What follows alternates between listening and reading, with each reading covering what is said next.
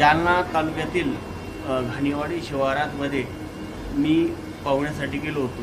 मात्र त्या ठिकाणी काही भागवत बावणे यांच्यासह काही कार्यकर्त्यांनी मला बेदम मारहाण केली आहे.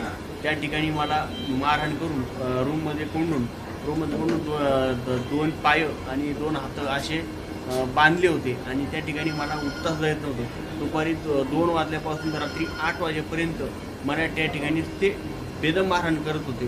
पायपाने मारत होते. म्हणजे इतके बेरहाल माझे केले होते. मी गेल्या 26 तारखेपासून तर आजची 2 जून आहे.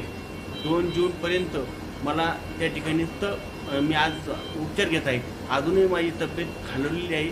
माझं कंबर दुखत आहे, तरी मला अजून बरं नाही आहे. तर मला अजूनही गुन्हा दाखल त्यांनी माझ्या मनासारखा गुन्हा दाखल केलेला नाही आहे. गुन्हा दाखल त्यांनी पत्रकार सुरक्षा अंतर्गत आणि दिव्यांग 2016 ॲडनुसार दोन्ही कलमानुसार गुन्हा दाखल करण्यात यावं अशी माझी मागणी आहे. मी राहुल मुळे सकल दिव्यांग समाज संघटना जिल्हाध्यक्ष जालना.